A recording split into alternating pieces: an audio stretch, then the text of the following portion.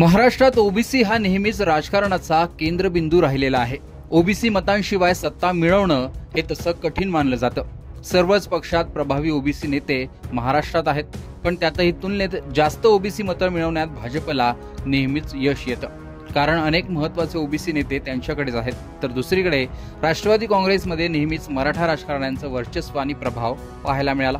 पक्षफुटीनंतर तर छगन भुजबळ, धनंजय मुंडे हे प्रभावी ओबीसी नेतेही अजित पवार यांच्याकडे गेलेत। त्यामुळे सध्या शरद पवारांकडे एकही प्रभावी ओबीसी नेता नाही। त्यातल्या त्यात जितेंद्र आव्हाड हे एकमेव नाव आहे। त्याच जितेंद्र आव्हाडांनी आता पक्षातील ओबीसी नेत्यांचा प्लॅन सांगितला। पक्षाने ओबीसींना कसं जवळ करण्याचं ठरवलंय ते देखील जितेंद्र आव्हाड यांनी सांगितलं। राष्ट्रवादी काँग्रेस शरदचंद्र पक्षाकडून आता मंडल यात्रा काढण्यात येणार आहे। त्याविषयी आव्हाड काय म्हणालेत ऐका। ज्या समाजाला तुम्ही शिक्षणापासून वंचित ठेवला, ज्या समाजाला तुम्ही सगळ्या सवलतींपासून वंचित ठेवला, ज्यांच्या पिढ्याने पिढ्या शिक्षणापासून वंचित राहिल्या, प्रगतीपासून वंचित राहिल्या, विकासापासून वंचित राहिल्या, ज्यांना मनुष्य म्हणून जगता आलं नाही, त्या सगळ्या पिढ्यांना न्याय देण्याचं काम या भारतामध्ये सुरुवात झाली ती डॉक्टर बाबासाहेब आंबेडकरांनी केली। आणि पुढे ते अक्षर नेण्याचं काम विश्वनाथ प्रताप सिंग यांनी मंडळ आयोगाच्या माध्यमातून केलं। त्या मंडळ आयोगाची अंमलबजावणी या महाराष्ट्रात कोणी केली असेल तर स्त्री धोरण असो, महिलांचं सक्षमीकरण असो, महिलांचं आरक्षण असो, नाही तर मंडळ आयोग असो, ते केलं माननीय शरदचंद्र पवार साहेबांनी। आणि म्हणून येत्या 9 तारखेपासून राष्ट्रवादी काँग्रेस पक्षाचे महाराष्ट्राचे अध्यक्ष, ओबीसी समाजाचे नेते, अत्यंत छोट्या समाजाचं प्रतिनिधित्व करणारे श्रीयुत राजापूरकर यांच्या नेतृत्वाखाली 9 तारखेपासून नागपूर येथून ही यात्रा सुरू होणार आहे।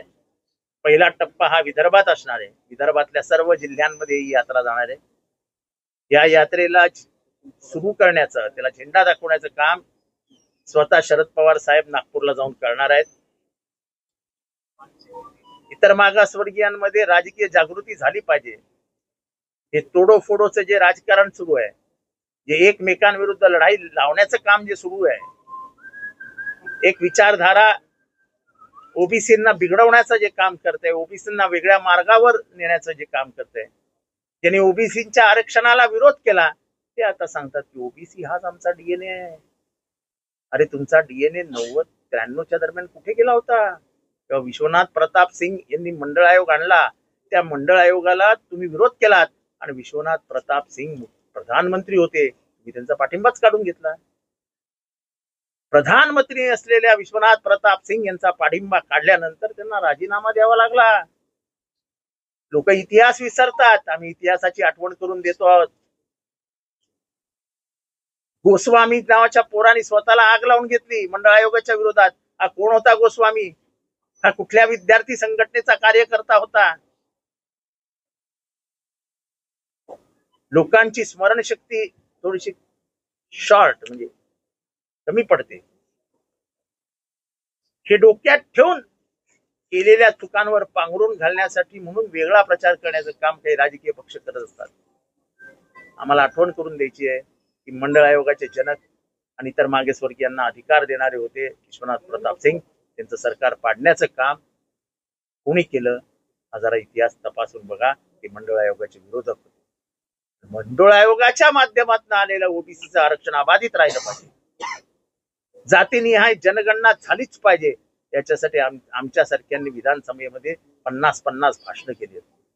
आमच्या पक्षाची राजकीय भूमिका आहे की जातीनिहाय जनगणना झालीच पाहिजे। आज केंद्र सरकारने त्याला मान्यता दिली आहे, माहित नाही कधी करते। त्यामुळे एक लोकांमध्ये मंडळ आयोगाची जागृती व्हावी, आपल्या आरक्षणाबद्दल जागृती व्हावी, आपल्या हक्क आणि अधिकारांबद्दल जागृती व्हावी, आणि आपल्याला जे वापरून समोरासमोर भिडवण्याचं काम केलं जाते त्यामध्ये आपण आपल्यावर झालेला अन्याय विसरता कामा नये। युगानुयुगा आपल्याला मागे ठेवण्याचं काम ज्यांनी केलं त्यांना विसरता कामा नये। यासाठी जनजागरण यात्रा काढण्यात येणार आहे। ती 9 तारखेला नागपूर येथून सुरू होणार आहे आणि ती स्वतः शरद पवार साहेब झेंडा दाखवून त्याची सुरुवात केली। तर जितेंद्र आव्हाड यांनी सांगितल्याप्रमाणे राष्ट्रवादी काँग्रेस शरदचंद्र पवार पक्षाकडून महाराष्ट्रात मंडल यात्रा काढली जाणार आहे. पक्षाच्या ओबीसी सेलकडून याचं आयोजन करण्यात आलं. त्याविषयीच्या पोस्टरवर शरद पवार यांच्या सोबत माजी पंतप्रधान व्ही.पी. सिंग ज्यांनी मंडल आयोग लागू केला त्यांचाही फोटो लावण्यात आलाय.